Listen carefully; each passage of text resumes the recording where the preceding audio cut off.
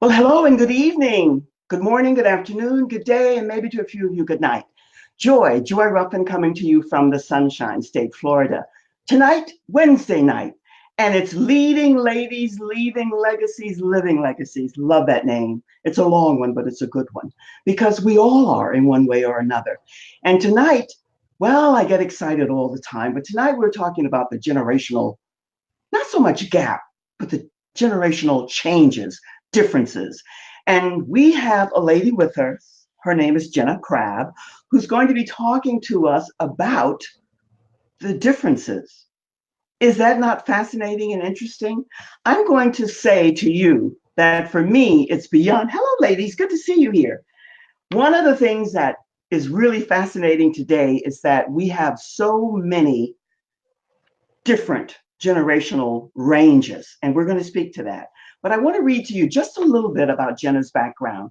Jenna is a director of career services at the University of New Mexico and lots of other things that she's doing. You know, the point of fact, I get the bio from the person who's coming on the show, but I really prefer that they come on and tell you a little bit about what they're doing, because not that I can't read and explain it to you, but they always do it much better than I could or would. So I'm going to ask you to say hello and to welcome our guest tonight, Jenna Crabb, and we have a lot to discuss. So Jenna, hello and welcome. Good to see you. Good to see you here. Hi, thank you. Thank you. Hi, everybody. Good evening, good morning, all that good salutations. Thank you for having me. I'm very excited to be talking with you and very humbled to be on your show.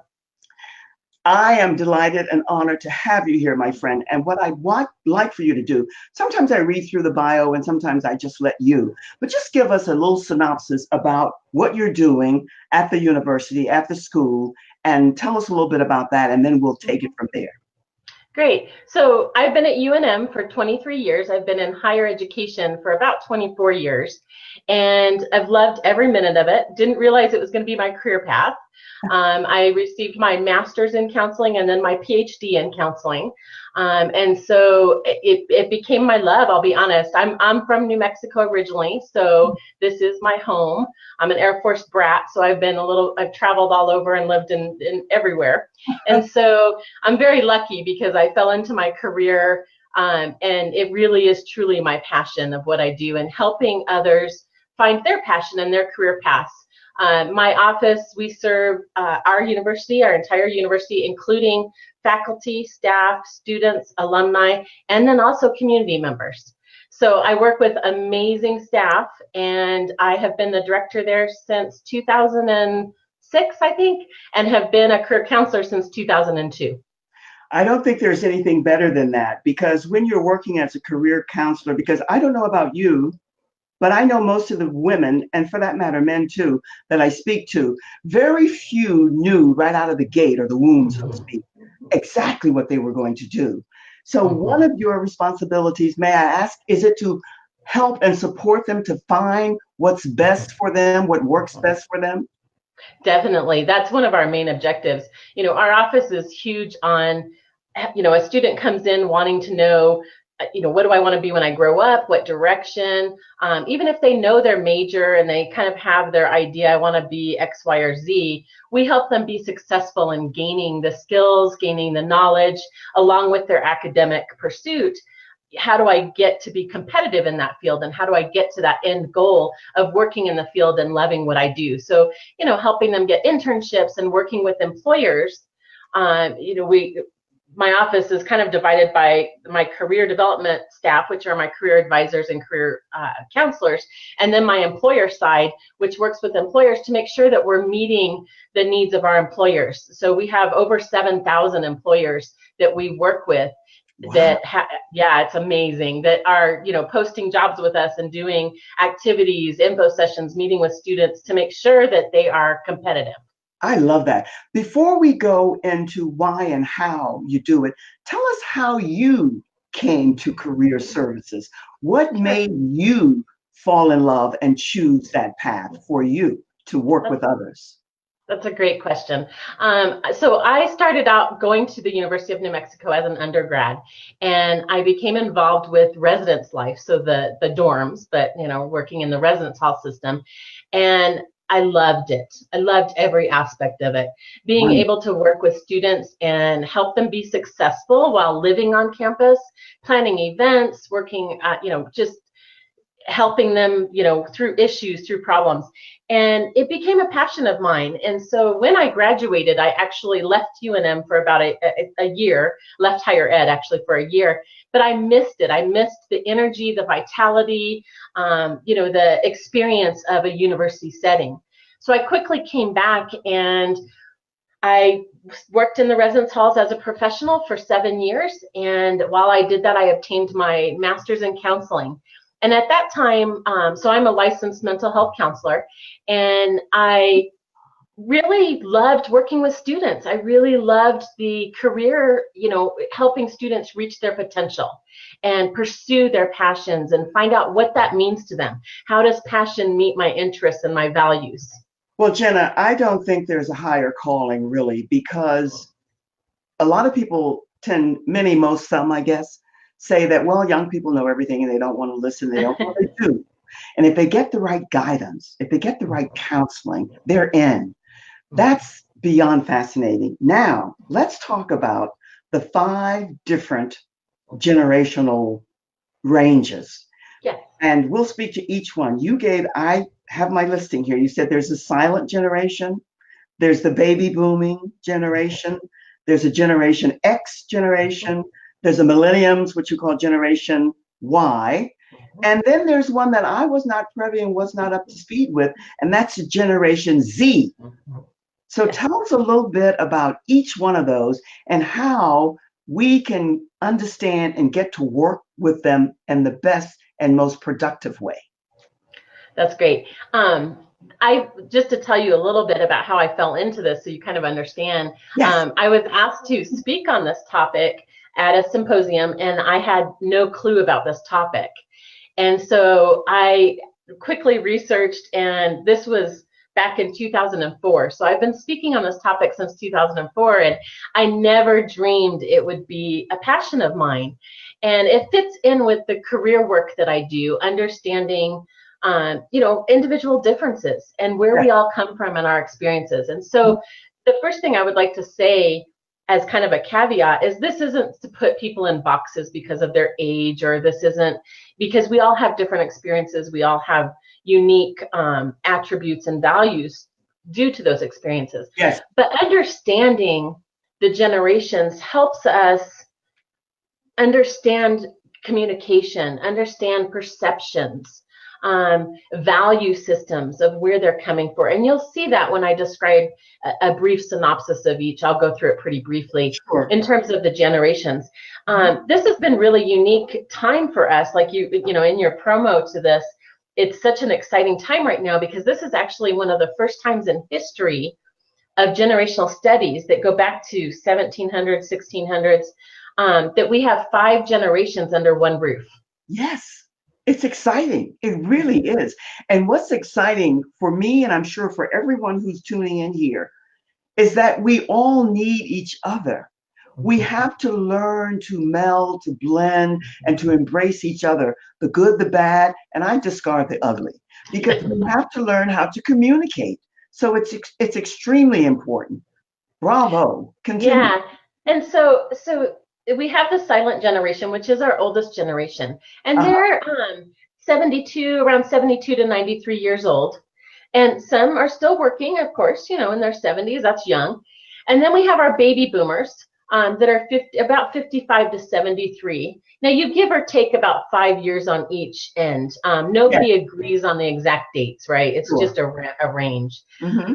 Generation X, which is about 39 to 54 years old, somewhere right around there. Our millennials, which are Gen Y, that's another name for millennials. Yeah, is the 23 to 38-year-olds. And then we have kind of our new workforce entry, Gen Z, which are our youngest right now. And they're right now about 21 years and younger. And so each of them, when you're looking at them, what's really, I think, amazing about these generations and how we're all working together effectively, in pursuit of either work goals or personal goals or academic goals, is that we each come with experiences that we've lived through. So historical events that have shaped kind of our value system and how we're looking at work. And that's where it comes into play, and why I do trainings with corporations and kind of do outreach and team development around this, is because there's so many misperceptions and miscommunications that can happen. And we often hear of that as kind of the generational gap, like you referred to at the beginning, Yes. that miscommunication that happens. So I'll tell you just a little brief look in each generation if you'd like. I'd love to hear that. And before you go into that, one of the things that you just spoke to, I think for many people, myself included, until I had my awakening, there is this and for me, it was mainly the millenniums, the Generation Y. There was always this almost negative connotation from the more mature elder person speaking about the Generation Y. And it was because, I'm sure it was for me until I had my awakening, the not knowing and being aware of the reason why they're that way. And that's important to know for almost any, every, and all people that you're relating to. So while you speak to that, then I want to go more into the Generation Z, which is somewhat new for me. So continue. Yeah. So no, exactly. And you hit exactly why I do this, to be honest with you. Yes, is that understanding is so important. Mm-hmm. And the millennials actually did have a bad break, in terms of and that's actually right when I was starting to do this talk, right around 2004, because they were coming into the workforce. This is true. Yes, and yes. So, and it was amazing, because I would work with corporations and they were like, oh, these, lazy, and they have high expectations, and they're not realistic about the workforce. They don't have a work ethic. I mean, sadly, there were all of these like negative comments about this generation, but it was all a misunderstanding. And exactly. And that's what happens with generations. So our oldest generation, when you look at kind of their, the things that they went through, their experiences, you had the Great Depression, you had world wars happening, Pearl Harbor, those kinds of things, the silver screen, the idea of radio being seen now and visual. Those really reflected upon their value systems. It was a time of hard work, dedication, sacrifice that was very illustrative with this generation. Those are usually their top areas. They're definitely a play by the rules generation. So when you're working with them, if there's a rules and policies manual, that's what they go by, because you live by the rules. You don't play Monopoly and break the rules. You play Monopoly by the rules. Yes. And so the baby boomers came on the scene and kind of shook things up. We love our baby boomers. When I do this with group trainings, my baby boomers are my loudest and the most fun team-oriented group ever. Now, that's interesting. Yeah, because they're very team-oriented. It was a time of civil rights, of Vietnam, space travel, this idea of expanding our minds. Sadly, we had assassinations that took place. MLK, we had JFK, that most baby boomers remember exactly where they were, because the world was turned upside down for them. This idea that someone could be killed because they had a different opinion or a different perspective or a different value really shook up the baby boomers. Vietnam, huge. That's usually within the top 3 of an experience that shook this generation. And Woodstock. I mean, there's lots of fun things too. It's not always the more serious events, and so their values were very directly shaped by these experiences. Sure. And so we saw an optimism. I can have a voice. I can make a stand. I can picket. I can, march. I can do everything that I need to do to show that we have voices. And so this group is baby boomers are very team oriented. They're very big on personal growth and development. Health and wellness is big with this group. Yes. And then in terms of the rules, they love to manipulate the rules to meet their needs. And that's important to know. So, their previous generation, right, was like by the rules. So their parents were strict. Sure. And you're going to follow the rules. Whereas this generation said, let's see, we're going to work in the gray area. I want to stop you there because that's a very profound statement that I think the way you verbalized it is so crystal clear that many people miss, because you said they're loud and they're team players, and yet the other, we're talking predominantly, I think, about the Generation Y. It's a whole different ball game. And oh yeah, my thinking, Jenna, and please address this, is that many of the baby boomers, because they were so busy and so invested in their careers and making it and succeeding and getting to the top, sad to say, and I don't mean it in a negative or downer, neglected a lot that the millenniums needed. So they didn't get the grounding and the foundation. So that's why their reaction to much is so different. Does that make any sense at all to you? No, definitely. And yeah, because the Gen X and Gen Y, the millennials, yes, were typically the kids of baby boomers. Yes. And we see both, and I'll talk a little bit about Gen X, but you will see that the bad rap that Gen Y got, their parents gave them what they didn't have oftentimes. Yes. There was you could have a TV in your room, you could have a phone, because of technology and the ever presence, we gave them what we didn't have, exactly. our kids. And so, they didn't have to share rooms. They didn't have to, some of them didn't have to have jobs early on. Yeah. So that work ethic wasn't ingrained in them from when they were 10.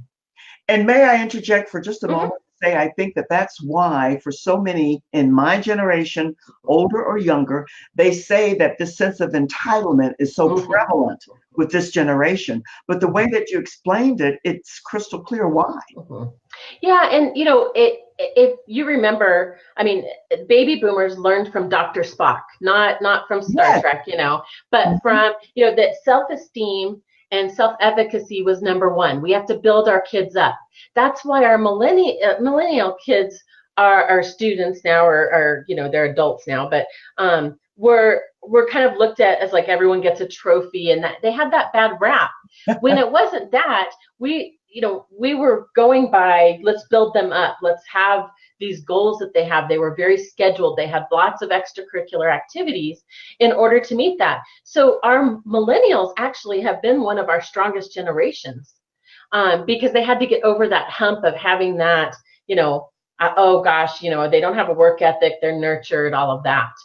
And our Gen X, which is kind of in between them, and that's actually my generation, we're like this little bump in between, because our Gen X, we had a little bit more, in terms of our events, we were the MTV generation. Yes. Watergate occurred, during our generation. Desert Storm occurred, which we never believed we would be at war again. And so then that happened and kind of shook us. I was in college when that happened, and I remember us sitting around talking about the draft and never dreamed that would happen. We were the largest generation of latchkey kids. And actually, we were the highest single parent or dual parent working population at that time. Yes. So all of that, yeah, please. Yeah, let me ask you this, because I love the way you're explaining it. It's really clear.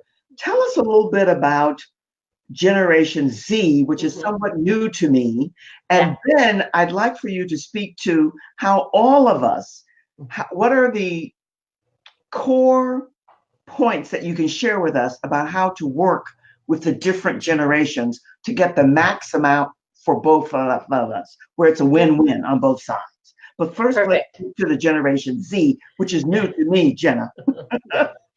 And most people are. I just spoke to an employer about it actually today. So Gen Z, like I said, is 21 and younger, and they're coming to us very different from their millennial generation in the previous, which are their siblings typically. And so they have lived I really want to have you and your audience think about this for a second, because this shocked me when I was, kind of researching this and seeing it. This generation has never known us to not be at war. They've always lived with school shootings. That's a common. It's every day. Technology is ever present. Yes. Safety concerns, because we have terrorism happening all the time in our nation, both internal and external terrorism. We also have had the highest unemployment, and they've only known living in a recession. So those experiences, just those that I've named, have impacted this generation dramatically. So when they are looking, their world is a YouTube world. They can learn anything on YouTube. Oh. Technology is ever present. And so for them, the safety concerns have translated over to their career goals, their life ambitions. Because for them, a job equals survival and safety and security. So going to college or going to a trade school or going to a training within a business, they're looking more at long term. Whereas the millennials were job hoppers. They were only loyal until the next job, because the recession hadn't hit for when they started into the workforce. And the Gen Z have only seen their siblings struggle. They've moved back in with their parents, or they've struggled, or parents have struggled because of the recession. We're seeing right now, Gen Z is experiencing that the nation is saying we're going to go into another recession. So for them to be looking at a job or a career, they're looking at stability of that business, of that organization, and growth potential within that organization. So this is a huge change and shift in terms of from all the way back to our silent generation that would go into a job and stay for 30, 40 years and then retire. The other generations didn't have that track record. This generation, we're anticipating, because they're still young, so it could change. We're anticipating that that's going to be more reflective of our silent generation, that they want to stay in a business and have security, have safety, and so it's amazing to me to see those differences.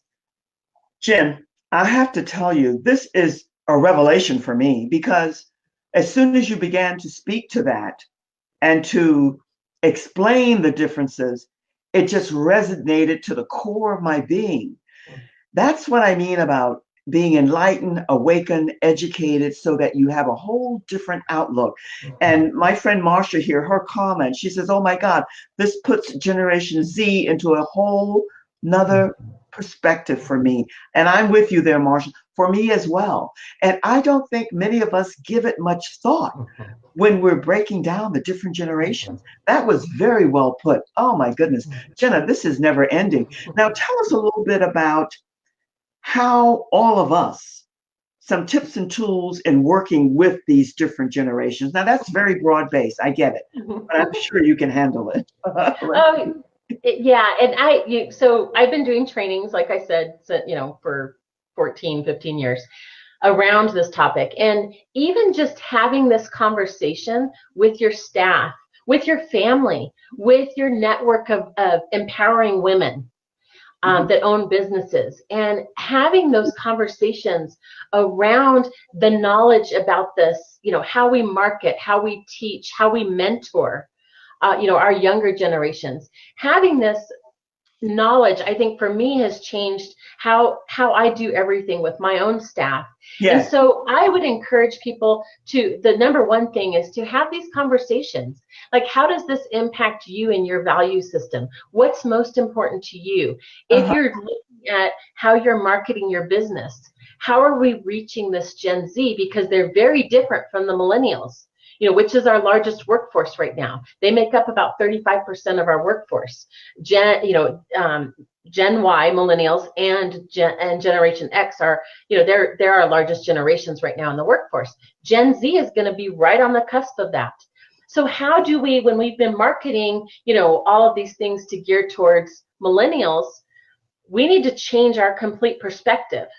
We need to market all of those things that I was highlighting for this new generation, but then also realize that there's a fear factor there. Yes. There's this, I'm worried that things are going to fall out again. So how do I get into good and effective companies, or how do I set my life goals when I'm feeling insecure about them? So having these conversations, I think, opens up doors, it opens up eyes, it opens up hearts to a greater understanding. Because again, I want to stress that, it's very individualized. But I know we have seen a lot of students that are 21, 18 to 21 starting college that are high anxiety over trying to find their career path, get in, get out, and get established. And so it's been really, it's been a big change, I think, for most people in terms of how do we meet the needs of each of these generations, especially when we're working with all of them as one. Yes, and especially if you are an older, mature person and you're working with a young person, it behooves you not to, they always say walk in their shoes. You have to sit back, and all this information that you're sharing with us, Jenna, is more than valuable, because sometimes we forget. We're anxious, we are in a hurry, we want to get something done, and contingent upon who we're working with, we have to put it into perspective. And these insights that you've given us, for me, it was an eye-opener, especially the Generation Z. Boy, that went to the pit of my stomach when you explained the differences between the Generation Z, Y, and all the others, because now I really have a better handle on our younger generation for numerous reasons. Give us an example of a student that you've worked with who's a Generation Z that kind of really got next to you, warmed your heart, and that you were able to connect and get through to them in a way. Is that a story you can share with the name? Yes, 100%. I had a student that was coming into my university. She was an incoming freshman, and she, many of our students, and I think this is a national trend, are doing dual enrollment while they're in high school. So they're taking some college courses. Well, she thought she wanted to go into nursing, so she was taking at our community college some nursing courses. She became a certified nursing assistant, and right when she was graduating.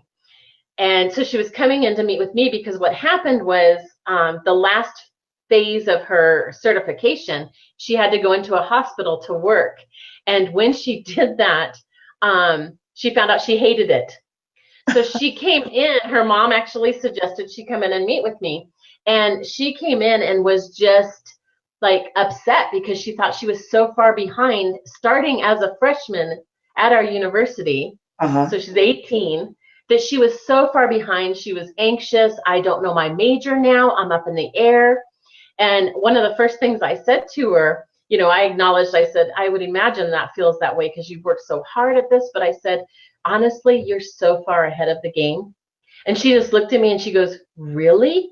And I said, most people don't even get to cross off something before they come to college. And I said, you've already said, I don't want to be this. And I said, so now we get to have fun in exploring your interests, your values, your skills, your abilities, starting fresh and go, okay, let's look at what other options might be out there. And I'm happy to say she actually started working for me. And, as a student employee, she applied for a job and got one with us. But she now is in she's going towards a career pursuit, towards something that she's extremely thrilled with and so excited, and she's amazing.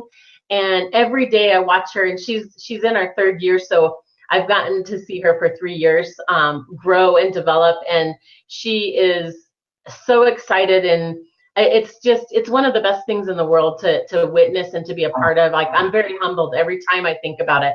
And when she graduates, I'm going to be just probably crying as much as anyone else, because those kinds of things just touch me, to see, someone who comes into their own and realizes the strength and who they are. And, we all know that that's a developmental time to grow, but to actually be a part of that is probably one of the best things in life, to be able to watch that journey. There's no question about that. I tell you, Jenna, I could speak with you for on and on and on. And yet, I got so much from this conversation with you. But here's what I want to leave with, because one of the things that I got from this, which is really vital, I think, as much as we need to understand the 5 major different generations, It's very important for people who are in the workforce, the corporations, the businesses, to understand the differences as well. And if I'm not mistaken, I think what you said in the beginning is you're working as much with the corporations and businesses as you are with the young people, so that there's a meeting of the minds, so to speak, and an understanding. Did I hear something like that when you started off initially? Yes, definitely. I speak to recruiters or from various organizations, nationally as well as internationally, Hmm. and actually train them on generational differences. And Yes, so I do a lot of training. Yesterday, I just met with an organization that wants to partner with us to start recruiting our students and actually talk to them about Gen Z so that they could have better recruiting materials on how to attract Generation Z to their organization. I love it. I just love it. Mhm. I think it's fantastic. Now, my love, time flies here. I don't know I where know. it's been already. And I could go on and on and on, and so could you. I know this. But it's time to say so long for now. But before we do that, is there anything at all that we did not bring up or that you did not discuss that you want to share with us? Any vital, important points of information about the generational differences that you want to leave us with? Or is there something I didn't ask you that you wished I had? Not that I can think of other than, don't stereotype them. Yes, Listen to what their experiences are, what their perceptions are of where they're at. But take this as a foundational knowledge, learning experience that helps you frame how you best meet the needs of everyone you meet and work with. I love that. I think that's a great way to end. And that part about listening, I had to get myself in tune with that, because working with these young, absolutely gifted and brilliant young girls, I had to get more into understanding where they were coming from. So this is why I was so excited to have you here and to speak with you. Thank you, thank you, thank you. It was wonderful. And what I'll do now is just put you to the side, and I'll say so long to the audience. And then I'll ask you to stay there so that I can come back to you and say so long for now. So say goodbye to the audience, and we'll see Yeah, you. thank you so much. Thank you so much, and thanks everyone for tuning in. And if you have questions, don't feel hesitate to reach out. Thank you so much, Joy, for having me on your show. I truly appreciate it. This was a wonderful talk. Thank you. I enjoyed it immensely. My friends, what can I say? This was revolutionary in my opening and awareness. I thought that I understood the generations, and I do, and so do you. And yet, there were a lot of really profound points that Jenna made me aware of, especially with Generation Z. The way that she explained the differences and why they are the way they are just went to the pit of my stomach. I got it. And I think you did too. I love this conversation. We'll have to have her back and take it even deeper and further. But for now, may I say thank you all for joining us. Such an important topic. Yes, it was. And I enjoyed seeing all of you there, and all of you who will come to watch the replay. Please type in hashtag replay. I want to know that you were here. I hope that you enjoyed it. I'm sure that you did. It was a wonderful topic, and Jenna really brought the generations, the five major segments of the different generational ranges home to us and explained it beautifully. So take that, use it to your benefit as we move onward on our journeys in our lives to be all that we're here to be.